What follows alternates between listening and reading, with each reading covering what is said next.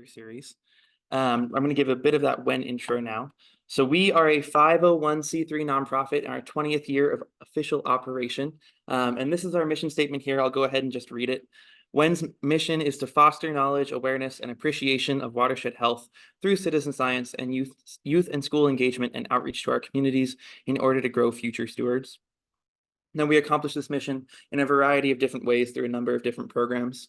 Our Citizen Science Stream Team is one of our primary programs that we run each year, in which we take out a team of adult volunteers collecting data on stream health in both biological, physical, and chemical data here in our local creeks, the Rattlesnake, Grant Creek, and other local watersheds.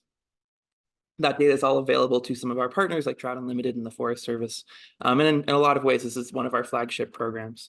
But we also have these youth and school education programs where we're going out and we're working with kiddos, collecting data, connecting them to their watershed, and teaching them all about the lovely place that we live in. And we do that with a whole assortment of different schools, everything from Sussex Alternative Middle School to Willard High School, and pretty much everything in between. So from the littlest of littles to basically adults, I guess you could say, doing school programming and education. And then one other one I wanted to plug real quickly, because it is coming up.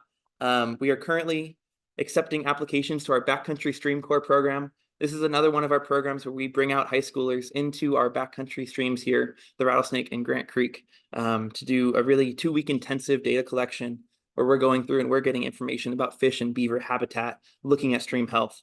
And we are soliciting applications from local high schoolers. So if you know high schoolers who might be interested, or you have kiddos who might be interested, our application's live on the website.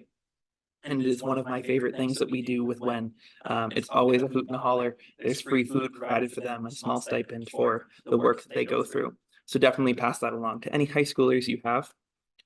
A few other programs I just will quickly mention. Our Backyard Citizen Science program is a really neat program that's kind of in its initial phases of launch here, where we have kits that you can actually take and go do independent citizen science with everything you need in these kits, a full leader's guide on how to facilitate it.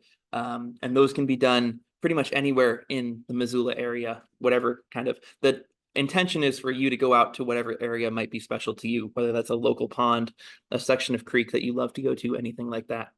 Groundwater monitoring, Steffi actually just sent out an email not too long ago. We'll be starting up for the year pretty soon.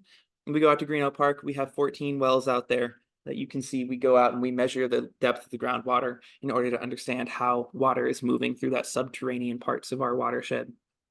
And then, of course, you all know our speaker series. We're in our 3rd year of hosting. We have one more coming up in which me and Steffi will be talking about kind of comparing the health and the data we've found in both Rattlesnake and Grant Creek from the past Stream Team season. And Steffi, do you know the date for that one? Because I do not know it off the top of my head. The speaker series is yes. The last Monday of April. The last Monday of April. 29th. There we go. So we will see you there for that. A few other upcoming events, our Rise Challenge Big Sky. This is a program we run with high schoolers, actually with K-12 at large, in which we have teams working through solutions to different natural hazards. The big summit's coming up this April. Our final speaker series is here again. We have some youth program outings as well as some tabling. If you're interested in volunteering for any of those things, please get in contact with either myself, Steffi, or Deb. And yeah, all sorts of fun stuff is happening. But let's go ahead and get to here's the little preview. I forgot about this one. The preview for what comes next between Steffi and I, just to keep you interested. But for tonight, as I kind of already mentioned, we're here to learn about Smurfit Stone. We have a panel of experts who have kindly joined us. And so I'm going to go ahead and introduce all of them. And then they're going to each come up and kind of talk about some of their own specialties, kind of bounce off of each other. And then towards the end, we're going to have a bit of a panel discussion in which we can ask them questions and get more direct engagement, I suppose. So with that, first up, we have Elena Evans. Elena Evans is a hydrogeologist at the Missoula City County Health Department, where she works to protect the community's sole source aquifer. She honed her hydrologic skills through work with the U.S. Forest Service, National Park Service, Montana Department of Environmental Quality, and with the Montana Association of Conservation Districts. While at Macalester College, Elena investigated water quality impacts on native and invasive mussel populations on the St. Croix River. For her master's work, she worked in Andrew Wilcox's lab at the University of Montana. Elena used the sediment pulse from the Milltown Dam removal to understand sediment transport on the Clark Fork River. And when not working on water quality, you can find her and her family on their raft or on skis. Up next, we have Jen Harrington. Jen Harrington is an enrolled member of the Turtle Mountain Band of Chippewa Indians in North Dakota and is native to the Missoula, Montana area. Jen received her Bachelor of Science and Master's of Science degrees in Resource Conservation from the Franke College of Forestry and Conservation. Her graduate research involved working with the Confederated Salish and Kootenai tribes to better understand the role and effectiveness of tribal consultation in Superfund processes. The research incorporated the tribe's experience and involvement with the proposed Superfund site at a shuttered pulp mill on the banks of the Middle Fork of the Clark Fork River in the tribe's Aboriginal territories. This research connected Jen with the Frenchtown community, the EPA, and the eventual creation of the Frenchtown Community Advisory Group in 2017. Up next, we have Andrew Wilcox, Elena's former advisor. And also, he is a professor in the Department of Geosciences at the University of Montana. His research and teaching connect river processes to sustainability, climate, ecosystems, and societal challenges. He is especially interested in the effects of dams, dam removal, and climate-related disturbances on rivers. He and his students have studied the effects of the Milltown Dam removal on the Clark Fork River, the June 2022 Yellowstone floods, and hydropower development in South American rivers.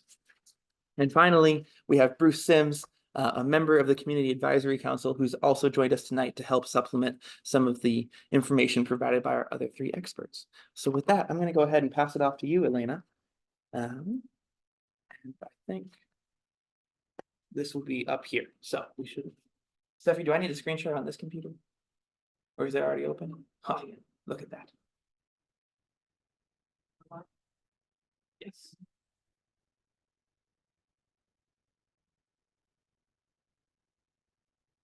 All right. Hey, everybody. I'm really excited to be here to talk about Smurfit Stone. And so the first thing we're going to talk about is why should you care? So this is a site that we're going to go into a lot of details about. And for the everyday citizen, it might seem a little esoteric or a little out there or just a little something that I get excited about, as does the Frenchtown Community Advisory Group. But there are very real impacts, and there's a very real reason that people need to stay tuned in and interested throughout this very long process. So we'll start with that. So the site, the Smurfit Stone container site, was a big driver of the economy from 1957 when it opened all the way to 2010. When it closed, there were 400 employees, some of whom had worked there for over 30 years, making great wages and kind of stimulating the rest of the economy. You know, the fire department, deliveries, lots of stuff was brought in on train, that kind of thing. So it's key to understand the economic implications of the site. And development of this site will certainly occur. We've all seen rapid development in the area. This is a prime location, and there have already been applications and interest in developing up to residential mixed use to 8,000 people. That's the size of Hamilton, folks. So although we don't know exactly what that development will be, it certainly will develop. Currently, from the confluence of the Bitterroot and the Clark Fork all the way down to the Flathead, there's a do not consume fish advisory. As our economy turns and pivots from, you know, the forest industry and pulp mills like Smurfit Stone, fishing and tourism becomes more of that industry, and yet we still have this impact through the do not consume. And so how does this site impact that? That's something that's important to consider. If we clean up now, it means less cleanup later. So I'll talk about the specifics of Superfund, but this is our opportunity to get the folks who are the potentially responsible parties, the folks who made the mess, to clean it up all the way.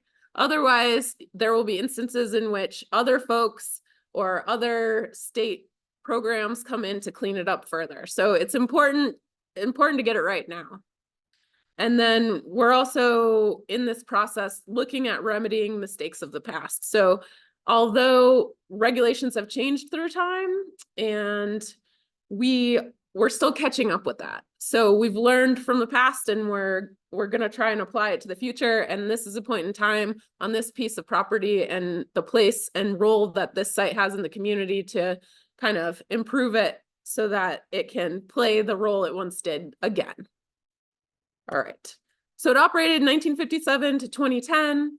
There was a lot of pulp, excess paper, wood products that came in. It went through this process with a lot of chemicals to end up being most often that liner board on your cardboard. So there's that corrugated part, and then there's that little part on the outside.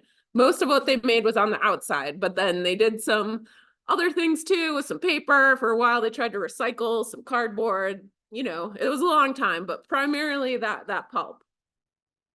And so when Smurfit Stone started up, it was 1957, and there weren't any, you know, there was just getting started with like discharge permits and things like that at the state. And so it's pretty important that we understand as well that, like, although right now there's lots of rules in place where things couldn't happen, at that point in time, a lot of what was going on was standard practice. So, but what you see on the picture on the left is there was direct discharge of wastewater into the Clark Fork River. And so there was a very large fish kill for about 20 miles downstream after it first opened.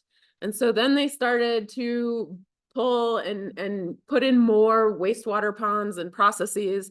And kind of as things move forward, they kept improving that process. So by the time that they finished operating, there was a clarifier and a number of filters, and they had sludge that was going into separate ponds. At that point in time as well, anyone who was in town while they were operating would have become accustomed to a unique kind of smell in the air, maybe a little bit of smoke, some steam, that kind of thing. And so kind of as that went along too, there were times at which Missoula County helped supplement, you know, some stack improvements so that the air quality was improved. So just trying to highlight that, you know, everything is stepwise. This is that smoke there, and then these are the dumps. So prior to 1993, when another regulation went into effect, there weren't as many requirements for landfills, and so a lot of these were closed at that point in time. So some of them are sitting in water. And as you can see, there's just a whole host of different things. If you talk to employees who used to work out there, you know, operating 24 hours a day with over 400 people and up to 1,000 people at a different point, it was a lot closer to drive to Smurfit Stone than it was to drive to the landfill. So that's what folks mostly did. So it's kind of hard to characterize what's in there. If we think about it, here's kind of a timeline since the mill shut down. 2010, they went into bankruptcy. Then we started a preliminary investigation. They were proposed for the Superfund listing. And then the potentially responsible parties were identified in 2014. And then there was an administrative order of consent where they weren't on the national priority list, but the potentially responsible parties, International Paper and West Rock M2 Green, said, all right, we understand this is a problem. We will go through the Superfund process with you without it necessarily being on the national priority list. And that's kind of a nuance, but if things come up that are kind of quirky, that's usually what that reasoning is. And then in 2022, Casey Becker, the Region 8 administrator, committed to address community concerns by doing some more sampling. And that was kind of more lined out in 2023 and 2024. So that's just kind of the timeline. This is the Superfund snake. It goes from the top all the way to the bottom, which is where they get dropped off that list, but this site isn't on that list. We went through the first two steps where that Smurfit Stone arrow is at the top is the remedial investigation and risk assessment. What's important to understand, particularly when we talk about this really bureaucratic process and how long things take, is that once you move from one part of the snake to the next part of the snake, there's not really any going back. So you kind of got to get it right in the first part of the snake, or it just keeps swallowing that mistake whole. You know what I mean? So we'll talk about parts of this snake moving forward, but it's just important to know that we're about to turn that corner when it comes to the options on the site. And that's because another very clear diagram demonstrating under CERCLA, which is what Superfund comes from, that they have different criteria for the selection. And what's key for us as community members is that two of those are, does the alternative comply with federal and state regulations? And further to the right, will the community accept the solution? So those are kind of like moderating factors. But the two key things that really drive the EPA are, does the alternative protect human health and the environment? And does the alternative comply with state and federal regulations? And that state and federal regulations thing is just kind of because originally when Superfund came into effect, it was just the federal government program saying, oh, we need to regulate these things. And then states' rights kind of came in and said, and to moderate this federal rule, we need to bring in the things that the state also has put forward as important. And so that gets a little tricky there too, but very important. Particularly because everything the EPA does is risk-based. And risk-based is really key because if you have a bunch of contamination that's like 28 feet under the ground and there's no one drinking the water and there's no way they can see anyone touching it, they're not going to do anything. And so that's because there's no risk to humans and theoretically there's no risk to the environment. And so this circles back to that conversation about additional sampling and better characterizing the site, because these series of boxes up here at the top really drive how they understand risk. So first you identify the contaminant sources, and then you understand the fate and transport, how they move. Are they in the soil? Are they in the water? Are they moving in the water? Is the soil going to be touched by a human or, you know, a deer? What's going on there? Because those are the exposure pathways. The way in which the receptors, which are the people or the deer or whatever, get exposed to the contaminants that they've identified are definitely on site. Oh, and you can't see my mouse. So I was bouncing backwards. So the deer and the humans, how they're exposed to the dioxins or furans or arsenic, metals that are on site, and how those contaminants get transported from the site to those different animals or people. And that's key because before we had this additional characterization sampling, they went through the receptors on the left and they looked at the exposure pathways on the right. And as you can see, there's a whole bunch of things, including camper and hiker and construction worker. And with the sampling, the characterization so far indicated that there was no risk to anything except the things in bold. So they've already said, nope, not a lot of risk, not a lot of risk. And that will drive the next steps of the Superfund snake. And that's why we asked for that, because, for example, here's a picture of the wells that are monitored. So if you're going to look at groundwater, you got to look at it with wells. And so I'll circle right there. That's the dump A. And it's kind of small in red. But particularly here, this might be something that's like a little more size manageable for you all. There's Grizz Stadium and Solid Waste Basin A. And then you see the dots all around it for sampling different things. So there's really just two inside of there.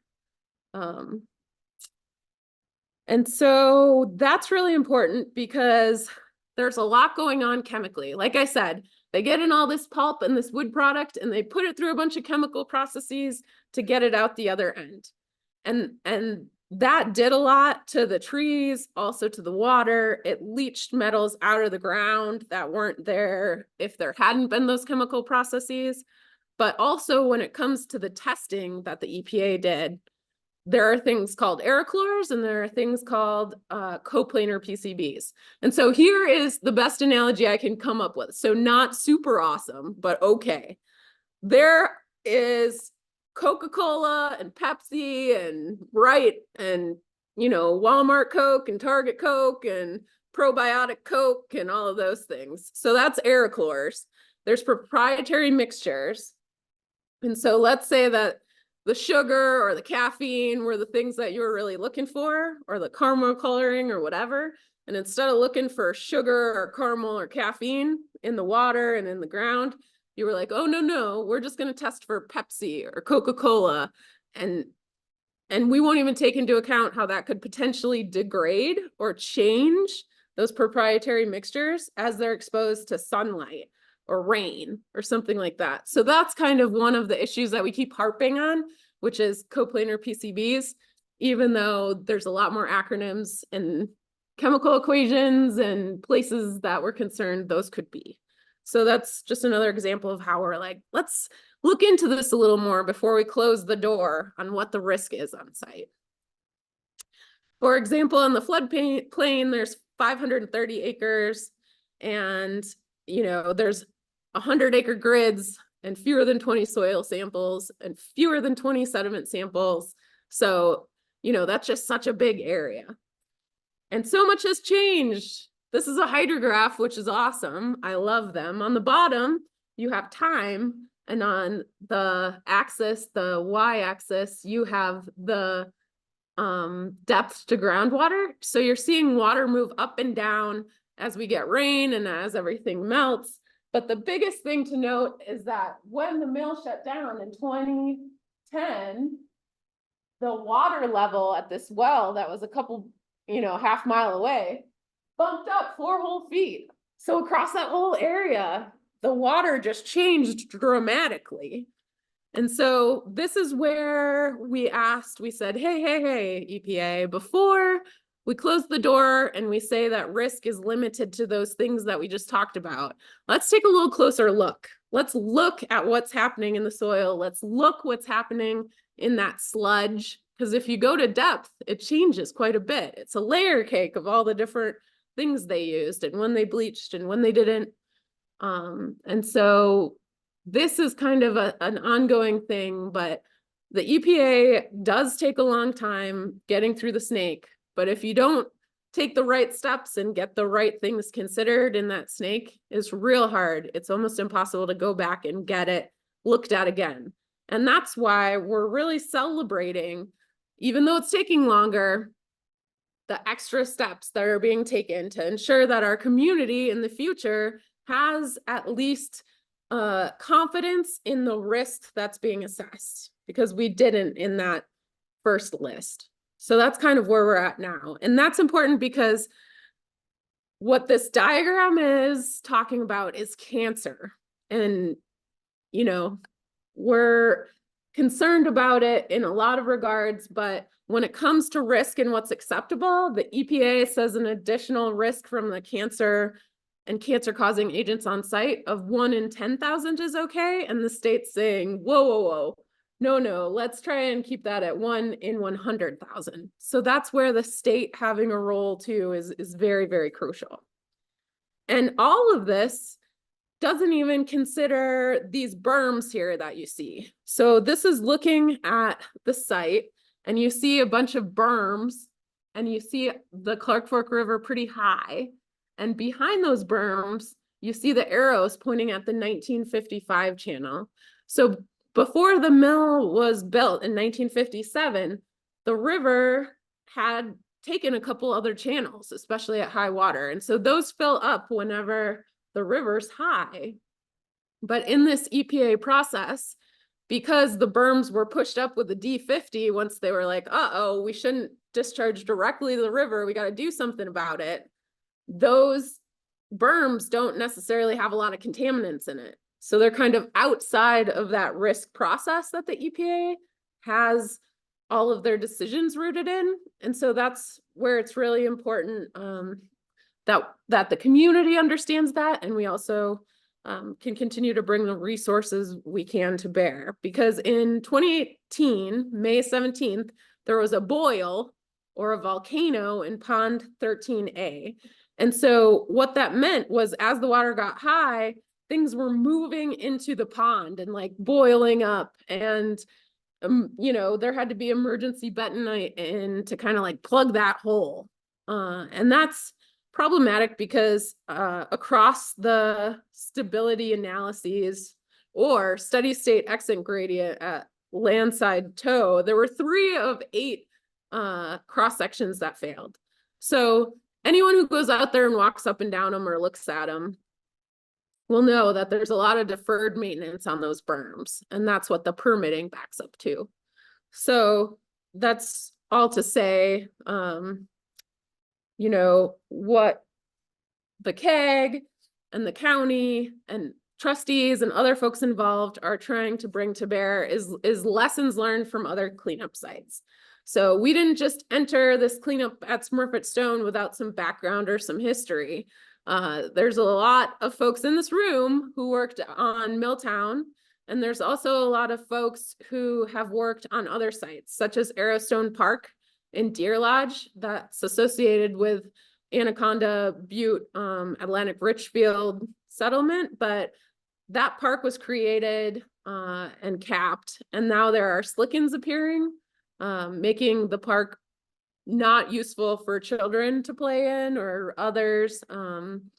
And so, you know, we want to make sure and take those lessons that we've learned from other sites to ensure that the cleanup here occurs and parks that may or may not be created on this site don't end up with some of those same results. And how are we doing that? Well, we've really focused, and it's really hard not to focus on the Superfund snake when you are talking about a Superfund site, but it is really important to do so. And so I just threw up a couple explosions of all of the different things that we're working on, figuring out how to bring the berms in and our concerns about the berms into this. There's a bunch of studies that'll be talked about later. There's interest in putting a public water supply out there. What does that look like? There are a lot of water rights associated with Smurfit Stone. What's happening to those, and what's the intersection when it comes to cleanup and the need for water to potentially remediate the site? What's that timeline look like? Unpaid taxes. For a long time, the new site owners weren't paying taxes, and that was a hardship for all of the entities that were supported by those taxes. The outfall pipes are trespassing on state property. So when Montana became a state, anything used for commercial use was handed over to the state. So what does that mean? And then luckily we also brought in the state legislature and the Environmental Quality Council to also look at what other resources the state could bear or what rules and regulations are in place there. So this is one study where we put a fiber optic cable on the bottom of the Clark Fork and shot a laser across it to help prove to the EPA that groundwater on site was moving to the river. And then used the temperature results to see, since groundwater kind of has that cave impact where it doesn't have as much variability in temperature, to identify areas where water was coming in because it was more resistant to temperature swings. And then radon 222. So just like you might have radon that you should worry about in your basement, and there's tests for $10 at the health department to test it. It also provides a good opportunity to understand how groundwater moves through. And then I'll let Andrew talk about that. But all this is to say, so these are my kids, and they're floating through the old Milltown Dam Reservoir, and they're just gonna grow up with stories of mom talking about what used to be there in the dam. And I bet folks who are at that same place in the Superfund snake wouldn't have thought this was possible at the same point that Smurfit is right now, before they got to the remedial investigation on Milltown. So what this is to say is just like, you gotta dream big and hope big, and then you never know what the results will be. The next generation will thank you. So those are my presentation, and this is the CAG information in my email if you want to learn more about any of those studies. And before I stop, Bruce, Jen, Andrew, anyone, did I forget anything crucial? Okay.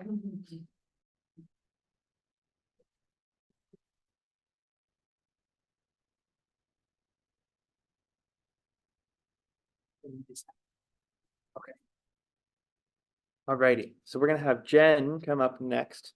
I'm just gonna go to a nice little background. Oh, wait, where'd it go? Oh, man. Well, Elena, we're gonna live on your background. That's great. That way, information for the community advisory group Oh, good. is still there. Wonderful, okay. The jet. Well, bonjour, então não é me candidato. I guess I'm not gonna share too much more. I think what I do want to share is that to answer that question, like why care? Why care about Superfund, and more specifically Smurfit?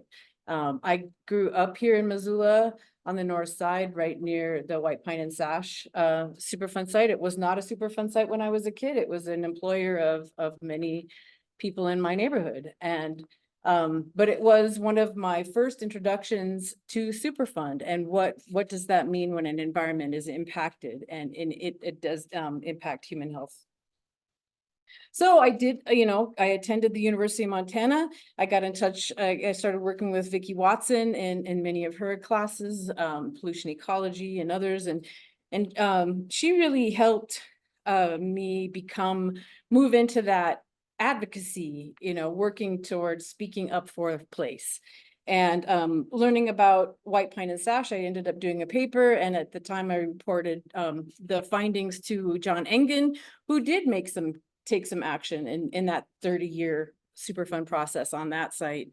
When I was doing my research on Smurfit, as far as the perspective of the tribes, like in consultation and federally recognized tribes, what really struck me was how, in your land acknowledgement, we acknowledge the Salish, Kalispé and Kasanka people, but what is it about that relationship that they had with this place that there were no Superfund sites? Like there was a relationship that took care of and maintained a very healthy environment that gave back. Roughly before the mill broke ground, I think it was in 1956, two scientists from the University of Montana went to the site and measured how many sensitive type organisms were considered to be intolerant of pollution, and roughly 50% of what they found in that site of the Clark Fork proposed mill were considered intolerant. In July of 58, 7 months after the mill started operating, the percent of sensitive organisms had dropped to 17. So that's just one season of activity, and it impacted the river that gravely. That to me was another impetus I need to do something more to be involved. I started to attend meetings in Frenchtown and got to meet Bruce Sims and Jerry Dellis and community members of Frenchtown who were genuinely, wanting to do something to make sure that the community voice was at the table during the Superfund process. Because Superfund is flawed. We have, for a period of time when Superfund was first enacted in 1980, there was a tax on industry that helped create the Superfund, which would then be used to address these cleanups. That was not renewed in 1984, and so that fund has been used, and EPA depends upon those allocations to help clean up these systems.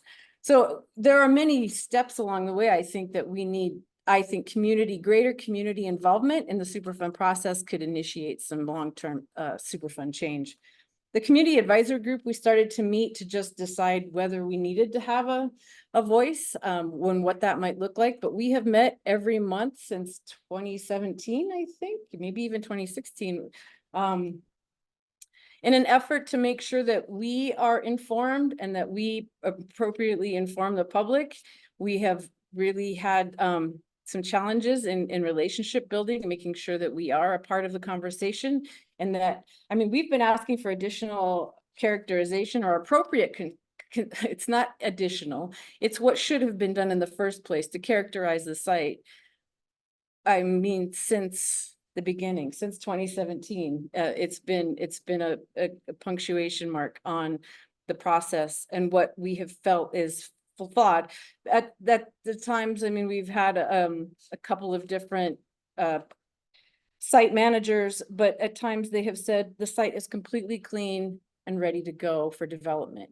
Even though we knew just from the lack of sampling and what sampling had been done, that there were indicators that there was more that needed to be done. I mean, I can't think some of the support that we've had from the KEG, from the Missoula Water Quality District, from the Montana Natural Resource Damage Program. We all actually recently went and visited with the Confederated Salish and Kootenai Tribal Council. There is considerable support. We just, I think, really need more community knowledge and that support as well to keep the EPA, hold them to task about what we want to see at that site. The berms removed, the floodplain restored, and, you know, the river to a healthy condition for future generations. I think that's all I have for today. Bruce, do you want to share about? Just a little bit.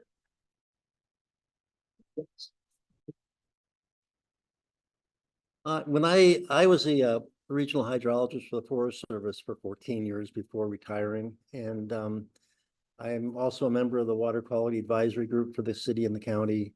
And before Peter Nielsen retired, he asked me, since he knew I moved out to Husan after retirement, if I would consider joining this group and adding to the expertise.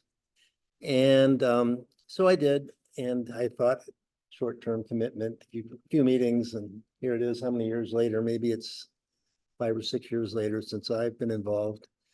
And my initial red flag things that needed to be strengthened was reading carefully the berm study that was used to justify maybe leaving the berm in place and not worrying about it.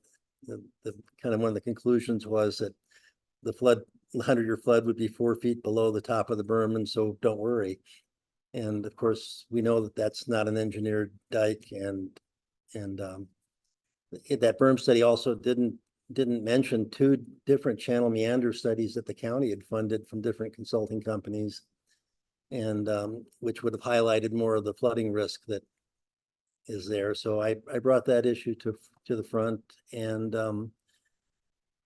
also when I saw the density of samples that were taken in the soils, it was just insufficient to know where the contamination might be, and certainly how much might be buried in different places. And there were interviews that Peter Nielsen had done. He was the county, what was his title? Yeah, he worked for the county in water quality work, and he had interviewed people, and one interviewee said that he had buried 40 barrels of transformer oil in a site. And to my knowledge, that's never been either verified or proven one way or the other that they're there or not. But the idea that there might be 40 barrels of transformer oil, which could have PCBs in it if it was stuff before 1976, when it became illegal to put PCBs in those transformers, that could be a real serious risk that hadn't been addressed to any level of satisfaction. And so I'm still concerned that the sampling design hasn't really been well informed by the former employees who may know where stuff is, and that concerns me. I think we should stratify sampling to these key spots where people think there really is a lot of potential contamination, and just to see, prove or disprove what might be there. And so, in a nutshell, that was my work, and I would just also compliment Jen and Elena for all the work they've done. It's just amazing. So, thanks.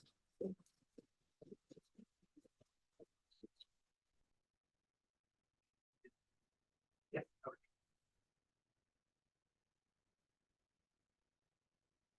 Andrew, can I ask Bruce, what is EPA's objection to asking those employees where they think those things are? You know, I can't answer that.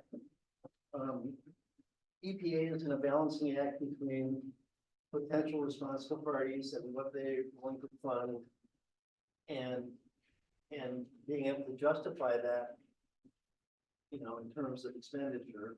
So they have this tightrope between this unknown and the amount of money that they have available to spend on it, I think. And that's been changed a little bit.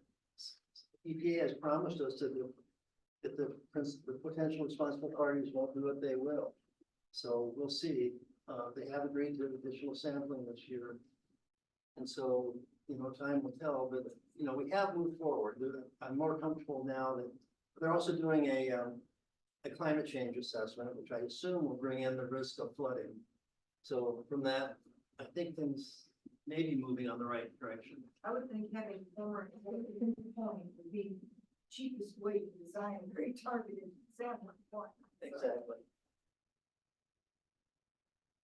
Up next, we're going to jump to Andrew. And he's about his research. All right. Well, thanks everyone.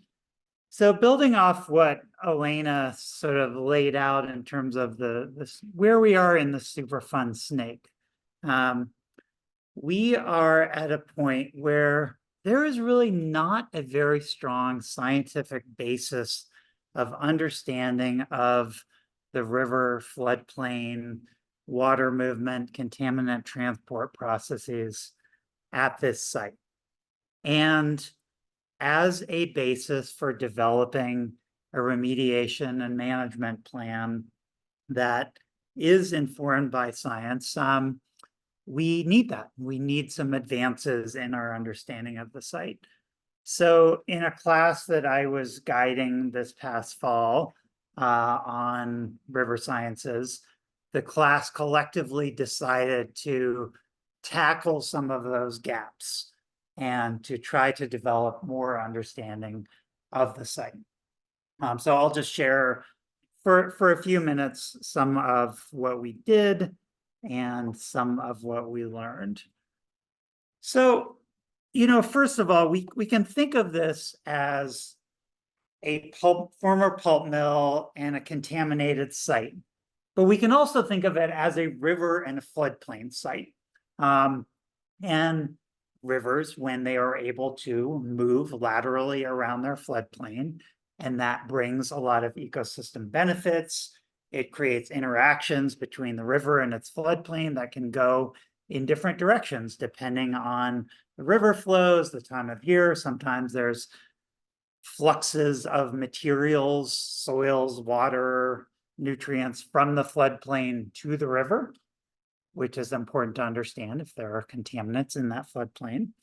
Sometimes the river is moving material from the river out onto the floodplain during floods, for example, right? So we're sort of thinking of this as a coupled river floodplain system. And what does that mean for how we should think about it moving forward? These are valuable systems that have ecosystem benefits.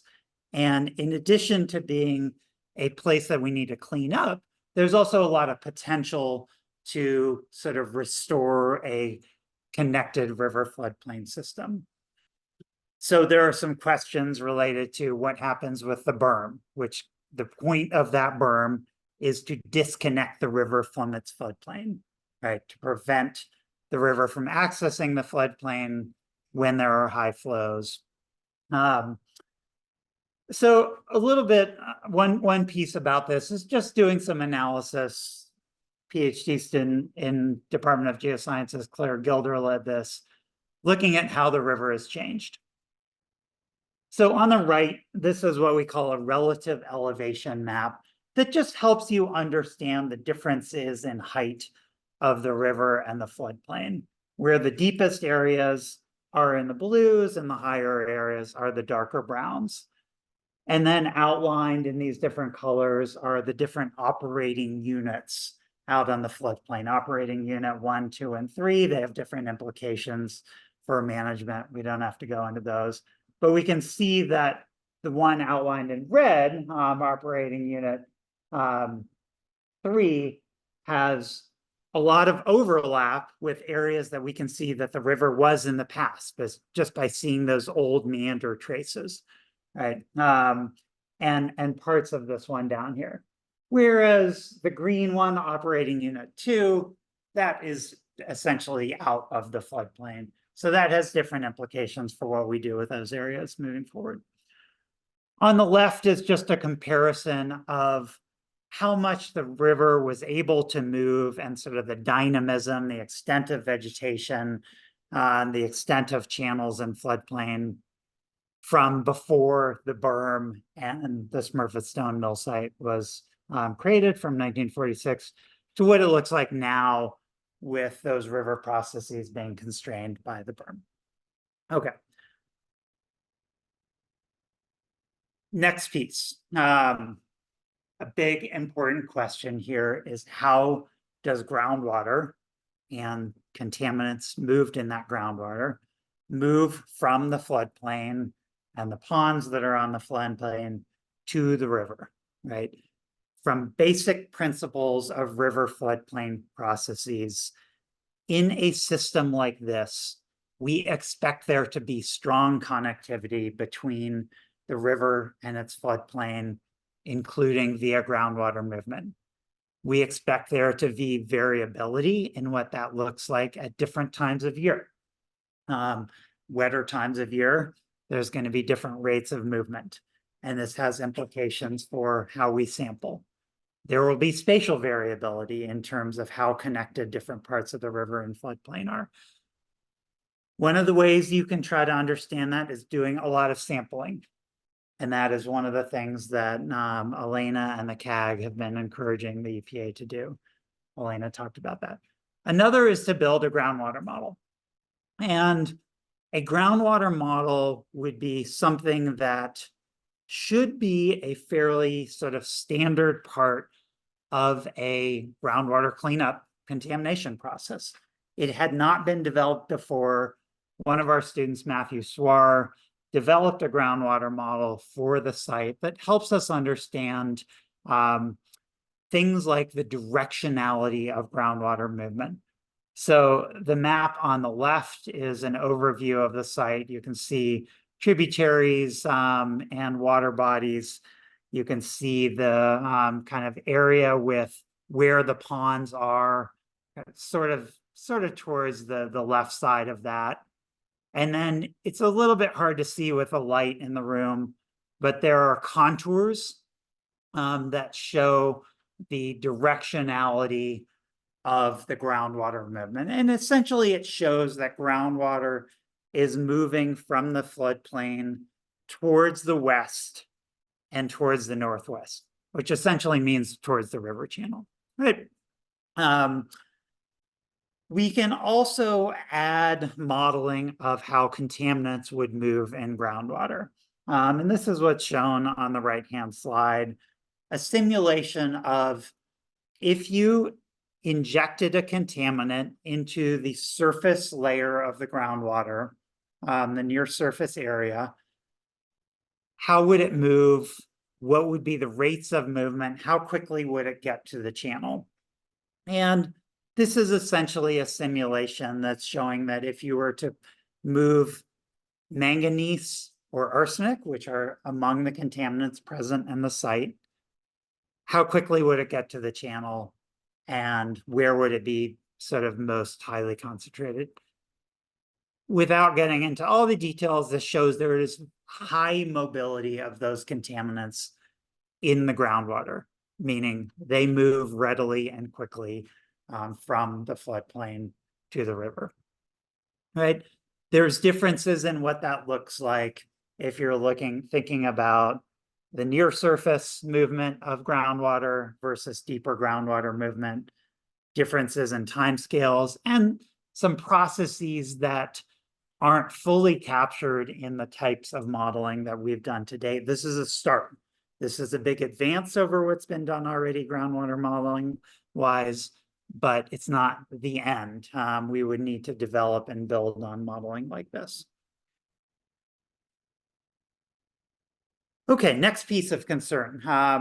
One of the people who led this study is in the room, Zach DeLuca, a grad student in the department.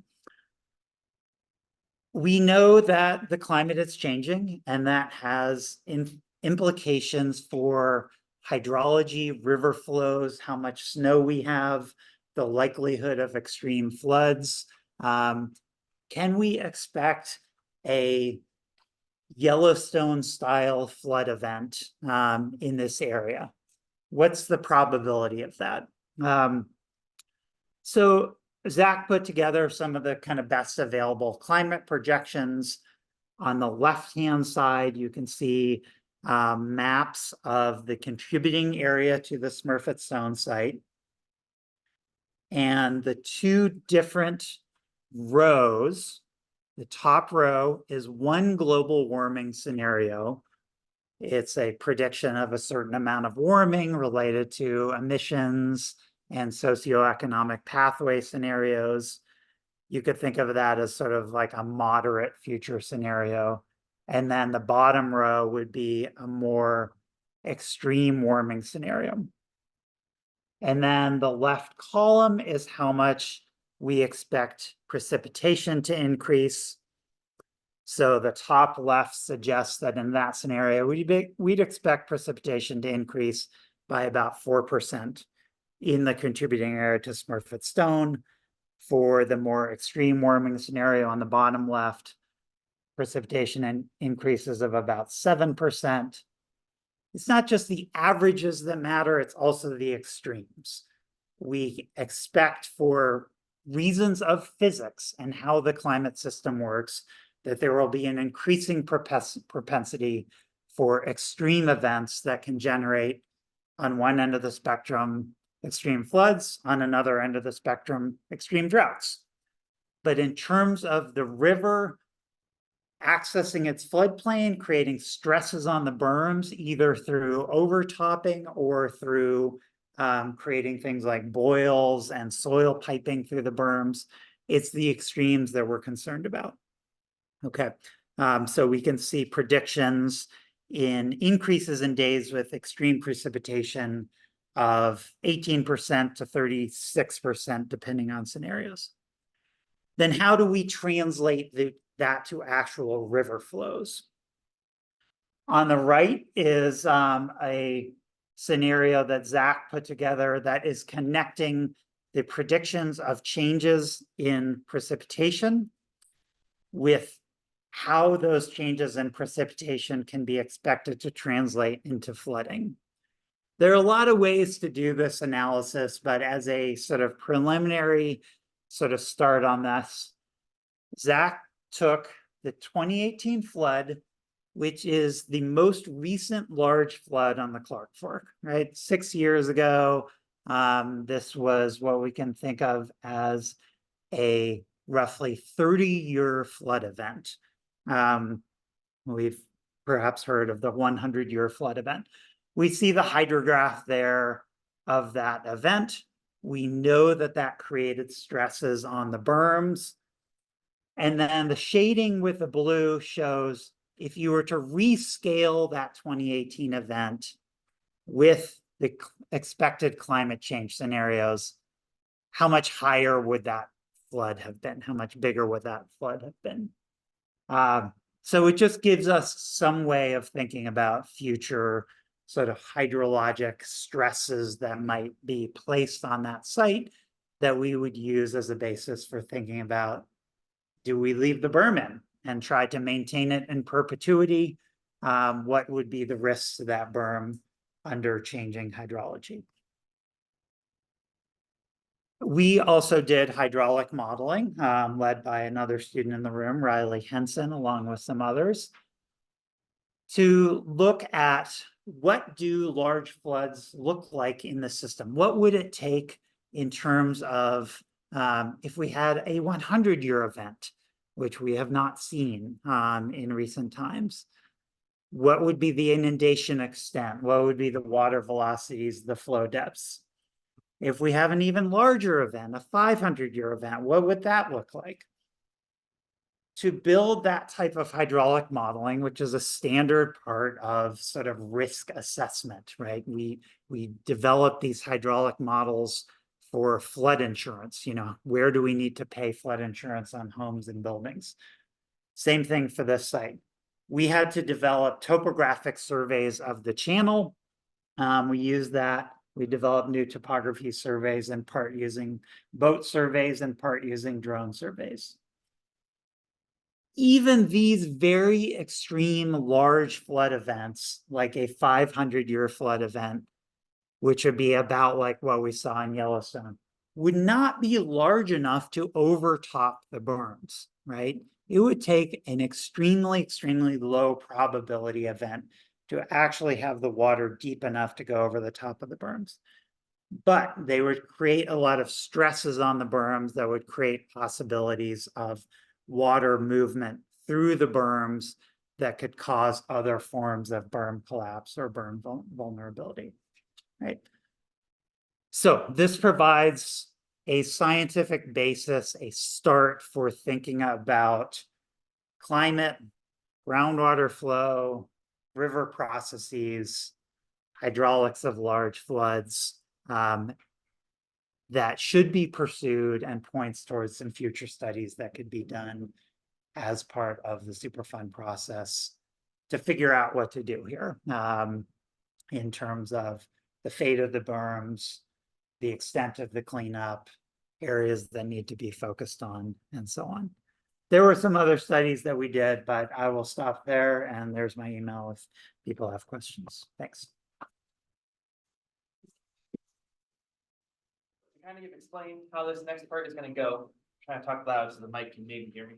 I have some questions prepared that I was thinking about, but we also want this to be like authentic to all of you and all of you on Zoom as well. And so if you have a question, please feel free to jump in and ask our panel.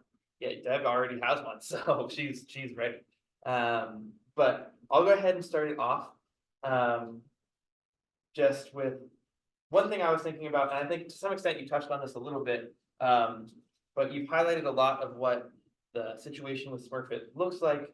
But I guess what I'm curious about is what do you see as the biggest opportunity with the Smurfit Stone situation in terms of outcomes and community involvement and just opportunities in general, I suppose? Well, I mean, if we're just talking straight numbers, we could get 530 acres of floodplain back. And that would be pretty huge when we think about encroaching, when we think about all the other pressures that are on our river, when we think about everything else that it's putting up with, and then what that looks like if we kind of give it that cushion for another 530 acres and what that could do for our ecosystem and environment and what that might look like for the fishery as it tries to recover from the contamination that has led to this do not consume fish advisory. And then on top of that, when we think about being able to put back this site, which is 3,200 acres, so that's 1/5 or 1/7 of the current size of the city of Missoula in terms of area. That's just a big chunk of land that can be useful and be a part of our community again. And if we put it back in a way that makes everyone feel safe and comfortable in terms of having their friends and family live there, then that's going to be a huge benefit. So that's what we're working towards right now, which isn't community development, because that's Well, and it was really exciting. I think it was last year, there was a senior class at Frenchtown that did like some hypotheticals, what they would like to see done at the site. What was really wonderful about that, it was that all of the proposed ideas would involve cleanup to a residential level. Like a drive-in theater, really community-based, but it would require a full cleanup, which hopefully the EPA will take to heart. Yeah, I'll just add on that. If we look globally, connected river floodplain systems are rare, they're imperiled, and we know that we talk about the berm being vulnerable to climate change and so on. When we talk about one of the key things to increase resilience Its connected river floodplain systems create resilience to climate change. So we have an opportunity to restore a site that would provide a lot of these very hard to come by and valuable benefits for people and ecosystems, including for downstream parts of the system.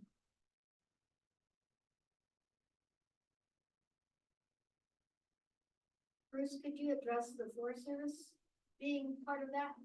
Oh, yeah, there was a pond actually put on National Forest System land early on that is no longer part of the plan at this point, but there's been no sampling on that portion as far as I know. You could correct me if I'm wrong. Yeah, that's correct. Aerial photos show that someone did an oopsie in the 50s and kind of dug a pond out onto Forest Service land. So I think when we think about the Superfund site and when we think about the role of the public, there's a lot of conversations around private landowners and private property and the role of the community and the role that the community plays. And I think particularly when we think about Smurfit Stone, we have a couple things that are directly infringing upon like public rights and the opportunity for the public to, participate in those. So I briefly mentioned that we have outfall pipes that are trespassing into the river. There's a 40-foot pipe that's jutting out into the river, changing how things flow. There's some pipes underneath the river. They were trying to diffuse the wastewater so that they met the color standard, which was the initial standard for discharge. And then there's like an array of pretty like pokey, jabby pipes that are coming out at the lower end. And those could definitely catch a raft or a tube or something like that. And once Montana became a state, anything that you could do commerce on underneath the low water mark became property of the state. So all of those pipes are trespassing on state land. And then on top of that, there's a Forest Service parcel where a pond came out, and you can tell that folks kind of like drove off the berm and checked out the water and hung out there, and there might be other issues there. You can see all the cottonwood trees that were cut down in order to make the berm and kind of shoved to the side. And so those are things that are just very clearly in the interest of public, but haven't necessarily been addressed at all within the Superfund process. And that's why we're grateful to Representative Carlin and other folks within the state legislature who've also been vested in taking a look at some of these issues. Yeah, so with that Superfund process, would you guys ever see maybe in the future of moving towards like restoration type work, kind of like how Trout Unlimited with the 9 Mile project and everything like that, they've been wrapping up these last few years? I'm trying to like tackle a couple of these questions that I had in this, but like moving towards like a restoration process, because then you do have that like NEPA process with the community involvement, like EA or EIS. Like, is that where you would like to see this headed? So towards that area? that's an amazing question, because it pulls in this whole other part of CERCLA that we didn't have time to talk about at all. So when I talked about CERCLA and the Superfund process and the state doing this thing, the other part of the state's rights and the state's figuring out their stake and role in this is there's natural resource damages. So you might have heard of the Natural Resource Damage Program. It's under the governor's office and the Department of Justice, and they're the folks who kind of negotiate or figure out what those damages are, because they're different state to state. And so, when the NRDP, I'm trying not to use acronyms, sorry, they put forward an assessment plan to figure out what the natural resource damages were associated with the site. And to this point in time, the potentially responsible parties have not opted to pursue that assessment plan. So the way in which the state kind of like motivates people is that you will save money if you do this assessment plan at the same time you do this risk thing, because they're kind of separate. Because you're not, while you're looking at risk, some of that sampling could also help inform, like what the contribution from the site is to contaminating the fishery or the osprey or anything like that. And as of yet, the potentially responsible parties haven't decided to do that.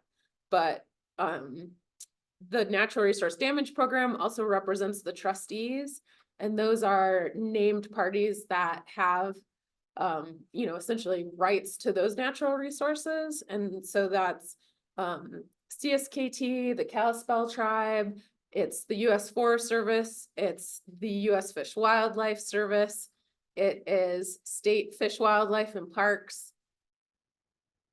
And I'm probably forgetting someone, but that's most of the people.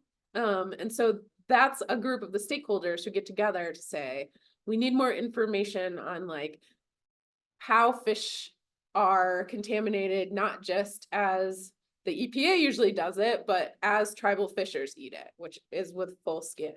And so, you know, I could keep going, but you started off asking about natural resource damage and planning and that kind of thing. And so unfortunately, right now, we're just looking at risk still. Our hope is, and what we're pushing publicly for the potentially responsible parties to do, is to do some of that sampling as well. And it would be an ideal time, potentially responsible parties, if you're a guest, to maybe do that at the same time that this characterization sampling is happening. The sooner that we conduct all of that, then the better informed we are and the better decisions get made, even if there's only one path through the Superfund snake. So Elena, can you clarify on that snake? We're on a risk analysis. Restoration plan, to me, sounds a lot like something that might be part of the snake. Am I right or wrong? Okay, Bunny, get ready for this, because it's kind of like another dimension. So like, yeah, exactly. That's how you should feel about it. Because if the Superfund snake goes like this, you know, on this plane here, the natural resource damage stuff could be taking place. Or it could be the same sampling. It could be more expansive sampling. It kind of, as a general process, can look like a lot of different things. But each state and each set of stakeholders figures out what it is. It could happen now. It could happen after the fact. But that doesn't necessarily get us to where we want to go. So like, for example, are you going to talk about Meltdown? Yeah. No, I guess I'm gonna ask you a question though. So in thinking about Milltown, restoration was kind of baked into the process. In this space, like you talked about the snake, if waste in place is somewhere that the EPA is moving towards, then restoration might be harder to get to if it's not addressed earlier. Right. Correct. Yeah. And that's where there was a lot of great work between all of the different pieces at Milltown to ensure that that stage was set at the end of the risk process, and the restoration process was able to just step right off of that. And that's because those two processes happen more concurrently than the non-action that we're seeing at Smurfit Stone. So are the state lawyers convinced that even though it's not on the priority list or whatever it's called, and that we are following a Superfund-like process, that the responsible parties lawyers won't come back and say, well, but not the natural resource damage part of it. We're just doing the other part of it. And all of a sudden we'll find out we can't do the natural resource damage part of it. Vicky, that's a wonderful question. And when we bring this up, the EPA likes to let us know that our fears should be assuaged, because they can, if they want, continue to pursue listing on the national priority list. But if they drag their feet too much or object to doing the natural resource damage assessment part of it, we can then still go back and put it on the list. Yeah, and really it isn't the EPA. It's playing nice in the sandbox if the EPA works really well with the effort that the natural resource damage program is going to do, but they're very intentional about sticking with risk. And so the administrative order of consent that they signed with the potentially responsible parties is when they decided not to continue to pursue putting it on the national priority list. And at that point in time, it was just kind of like put forward that that would decrease the amount of time and the steps that it would take in this process. But, you know, here we are 14 years later, and we're getting the characterization that we had asked for originally. Let me just add a little bit about sort of different ways of thinking about cleanup and remediation versus restoration, right? So we could do a full cleanup of all the contaminants on the floodplain. But as long as the berm is in place and disconnecting from the river from its floodplain, it is not a river restoration. We could remove the berm without cleaning up the floodplain, which would restore river floodplain connectivity, but that would not be a good outcome if there's contaminants that the river can more easily connect to. And legally, there is a difference between the contaminants on the floodplain and the status of the berm, which does not contain contaminated material. But in terms of a sort of big picture, long-term restoration of the system, they really need to be sort of thought of together. Do we know that those berms don't have contaminated material? All we did was push the dirt over.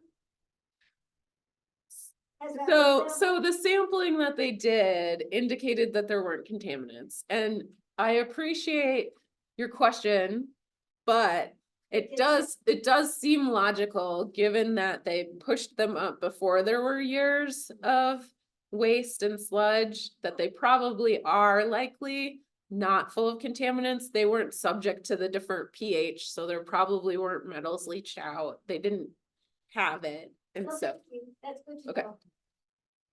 Said that they agreed to additional sampling. Where, or like, who's deciding where the additional sampling will be? Another great question. So when there was this statement that there would be more characterization sampling, the EPA was caught a little flat-footed because they hadn't previously ever really committed to going back to correct those issues in the past.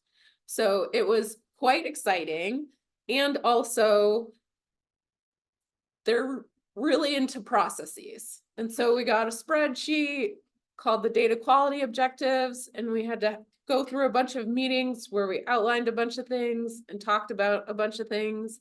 And those meetings could have kind of theoretically gone on and on.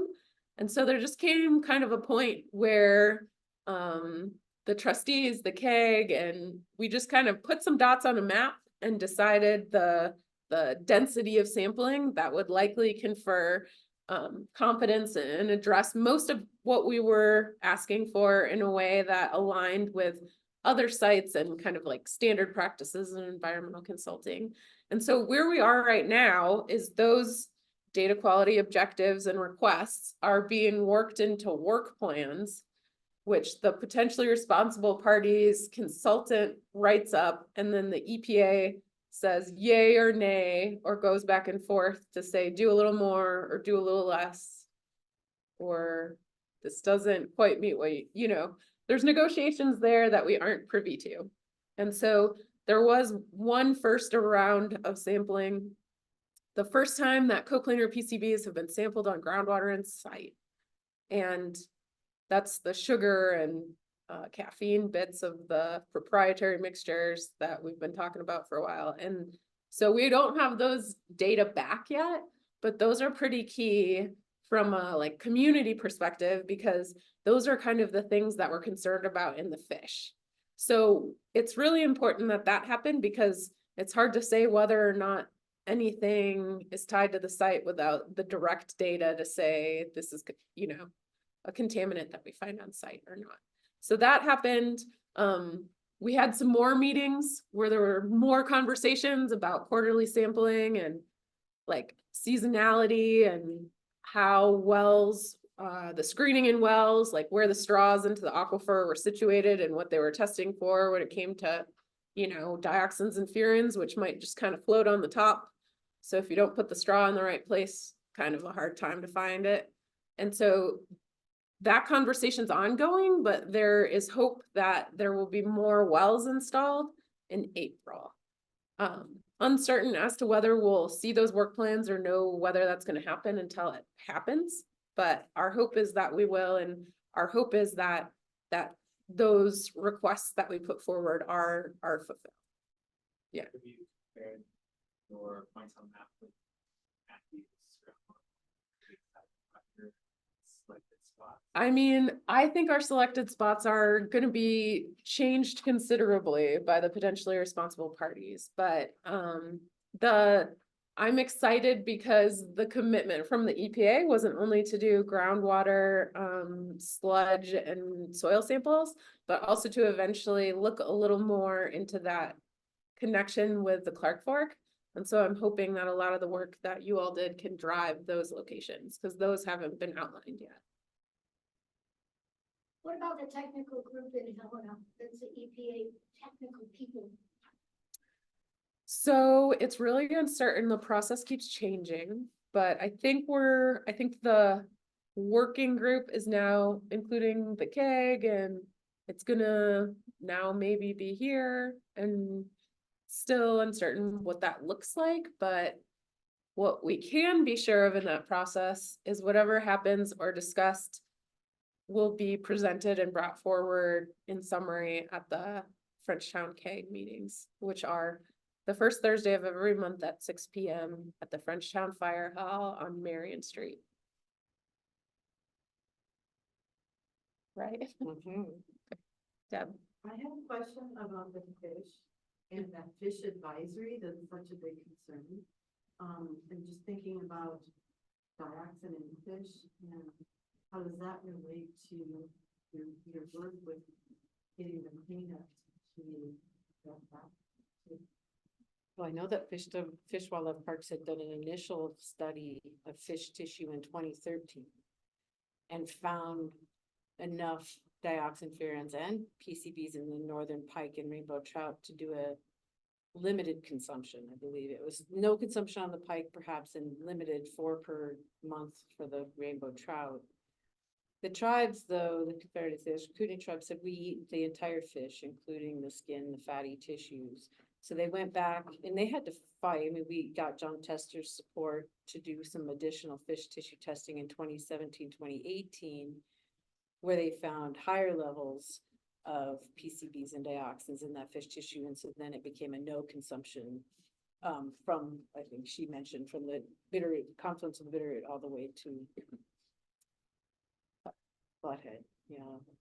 So that's a very large area that fish are not safe to consume. And then this last year, the trustees, Fish, Wildlife and Park, Trout Unlimited, the tribes, and Natural Resource Damage did the Columbia study, in which they did a more comprehensive fish tissue and fatty study. I think one of the intentions is to identify source. And then expands, like how far is this problem across our basin? Related, Trout Unlimited National has made their list of priority waters, and the Clark Fork River is on that list of priority waters.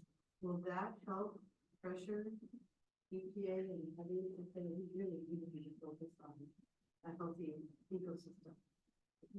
Yeah. Rivers. It's also. Yeah, and I would hope that the list, adding the Clark Fork to a list or anything does so through the lens of the KEG and the community that's put the work in. And so that it kind of, elevates or highlights the work to date. And we did have at the last KEG meeting, Casey Hackathorn come to talk about that. So Trout Unlimited certainly shown that intention, and we hope to continue to work with them, right? Mm-hmm. Yeah, we might mention the passive sampling that's went on this past few months. And those data are to sample for PCBs and dioxins. And those data are being assessed now as we speak, and hopefully get a report out pretty soon on that. Yeah, come to the May KEG meeting and they'll be there to report out on it. You want to explain what passive means? So because dioxins and furans bioaccumulate, which means as you go up the food chain, it gets worse because they accumulate in your fats. What they did is just put out some lipid or fat bags. And then as the water goes through them, it's kind of a time-weighted sampling of where the contaminants are coming from. And that's super cool because fish move a lot and they're kind of tricky to nail down. And so if you have fat bags, then you're better able to figure out what's going on at specific locations. Yeah, they had a lot of them. They- I mean, all those little tributaries are on the map. Every one of them got a little fat bag hanging on it for months. And then that's what they're testing right now. Yeah, and to be clear, that's like the very amazing good work of Trout Unlimited and Fish, Wildlife and Parks predominantly. And so we're thrilled and excited to be working with them on that, but I'm sure they'll have a press release and I mean, they're working with Department of Environmental Quality and Department of Public Health and Human Services, along with Fish, Wildlife and Parks, to look at that data and figure out what that means for the do not consume fish advisory. You guys have talked about that, like, obviously there could be improvements to fish quality, floodplain quality, like getting rid of those contaminants. But you had mentioned that these things have to be thought of as kind of like this holistic view in terms of whether cleanup efforts are what's necessary or complete restoration. And like, has there been thoughts as to like moving forward, like a long-term goal as to like what would be more beneficial to the like watershed and floodplain as a whole? Like, if it would just be easier to continue this sampling and testing, or if the end all goal would be to like remove those contaminants and then have that natural flow. Yeah, so that's a good question. So the characterization we want should be complete within the next year and a half. It was the hope. It's hard to say. EPA and their work plans and the back and forth with the PRPs. When I say hope a year and a half, probably means 3, but anyway, the goal is for this sampling to go into that matrix where they put it into their equations to identify risk, and that risk shows up like, hey, we got something going on here, and we've actually have enough samples that like this is a source and this is a source and over here's a source, so we're actually going to dig them up instead of leaving them in place. And so the end result won't be as comprehensive if we don't fully get the data. If the data shows everything not a problem, then that's helpful too, because we don't have faith in the sampling that's happened to date, because all along the way we were saying, hey, wait a minute, let's look over here where those employees put a mark on a map saying they dumped a bunch of stuff here. We'd like to see some samples there, and that hasn't happened yet. So it's all kind of tied together. We certainly don't want to get in the way of restoration or in the way of getting to that final cleanup, but we won't get to that good end outcome if we don't start with the data, because of how it gets pushed through that series of, you know, boxes and diagrams and into equations about earthworms and cancer. So Yeah, and just a follow-up. Yeah. Question, in terms of the like DEMs and all of that imaging data that you and the students collected, what would be what is your hopes for like 2.0 or these like next models that you now kind of seem to have the groundwork, so like to build on maybe future modeling or prediction methods for students that might be interested in moving forward? Yeah, that's a good question. I guess before I answer it, I should say that, as Elena mentioned, we put our work together into a written report. There's a few copies here. We've given it to Elena. It's available to share with EPA or anyone else who's interested. We hope it shows a good example of kind of science and agencies and groups like the CAG kind of working together towards a goal. You know, we have something to offer here. It was a class project. It was not a grant. It was not a long-term thing, but if it does sort of lead to, say, future funded, this would require graduate student type multi-year research projects that could go and do a more detailed, modeling or data collection or other type exercise. We've laid the groundwork to take what we have now. But, there's always do you have consultants do it? Do you have students do it? What's the relative role of different scientific actors in a process like this? But, essentially the goal was to sort of lay out, here are some models, here are some data, and here are some things that we would specifically think we could build on. So in that report, it talks about if you were going to do more groundwater modeling, here are the types of specific ways you could improve that modeling. If you were going to do more hydraulic modeling, some specific kind of data gaps or new angles you could take. So we've thought about that, but maybe the detailed answer is more than we need here. Something I've been thinking about is with the CAG, I guess, what have you guys learned throughout the 7+ years of its operation in terms of that collaborative process, and what ways have you guys grown to be a more effective unit, kind of representing at large? Or you nailed it from the start? I'm interested in that too. It's definitely been a learning process, and Yeah, we're, I think that, our understanding of the Superfund process has improved. And it didn't, in some ways, I believe it was used as a shield against more intensive work that we would have all liked to have seen done. And I think we've gone a long way toward improving that situation, but it just seemed to me that it wasn't a very responsive process to our local needs and concerns. So hopefully we've made some steps in the right direction. One of my concerns is in the climate change study that EPA is now doing, their Washington office people who will be involved in that were on Zoom with us in the CAG meeting, the meeting before last. And I asked them if they were going to use local resources to help them with that study, and they said no. We have a process that we use that's centralized, and I think that's a mistake. And that's an example of the impediments to the process that they use to really zeroing in on the correct answers, as correct answers you can find. And so it's just really been a difficult process to work with, and EPA has kind of locked into that process. It's a national process. It's been done over and over again.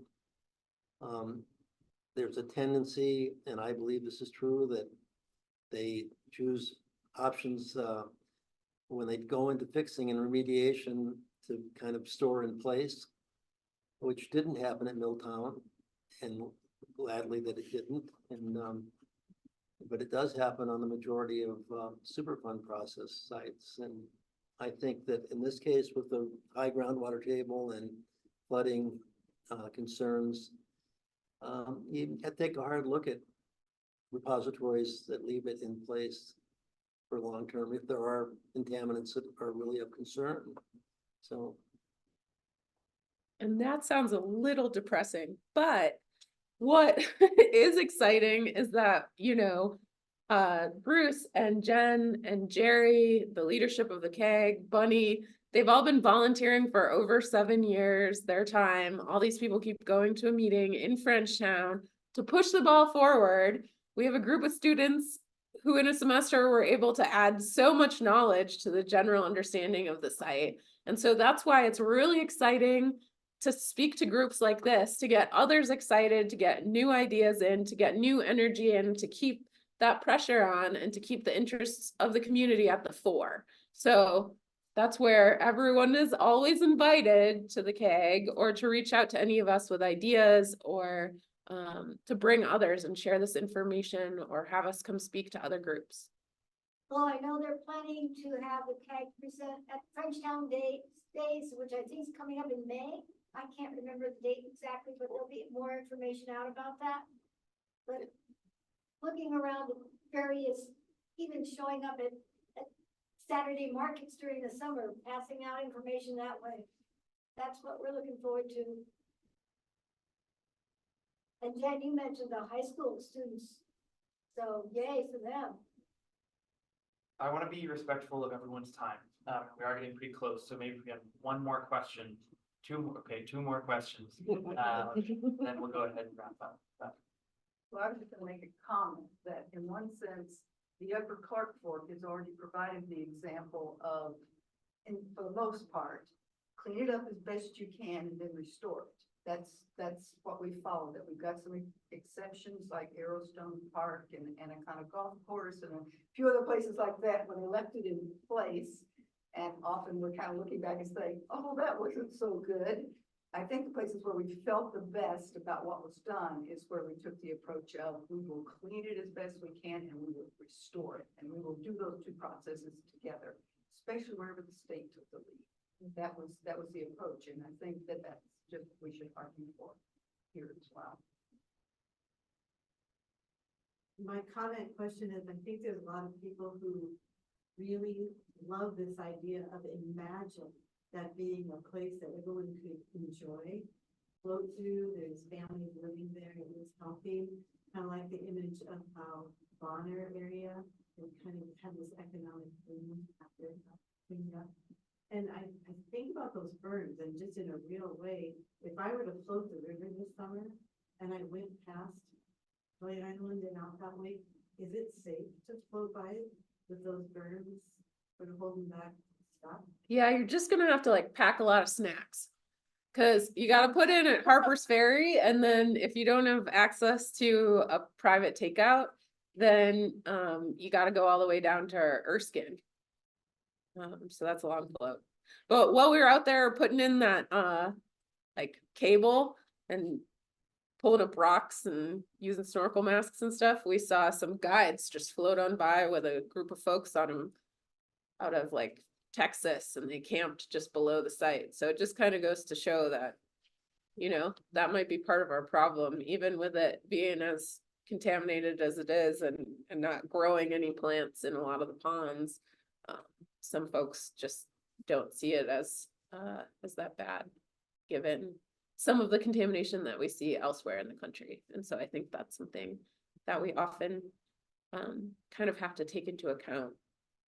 But at the same time, it's still impacting our community. The Texans probably said, you Montanans don't know anything about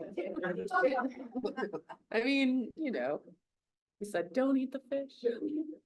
We'll get back to the berms that you mentioned early on and thinking about a high water event. What would it take for those berms to not be stable enough to hold back? So I have a whole presentation on that if you want, Deb. But the Conservation District, when they came into formation in when the Conservation District started regulating 310 permits, since then, I think there were 14 to 15, and a lot of them were emergency permits. And during that time, at one point, I think there was like 8,000 lineal feet of riprap, or like 8 dump truckloads of big rock that they had to put in to shore it up. And so that was just in the last like 30 years of operation of the mill. And it shut down in 2010. And the only repair that's occurred from 2010 to 2024 is that one bentoniting of the boil. And so there's been a lot of deferred maintenance, and those were never engineered in the first place. So it's hard to say. And, you know, that's where our hope is that the ultimate remedy takes into account that those shouldn't be there. And the Conservation District even wrote a letter saying that were they to permit the site, they would not want to permit riprap in perpetuity. Well, thank you so much for coming out and sharing your expertise with us. Can we give them a round of applause?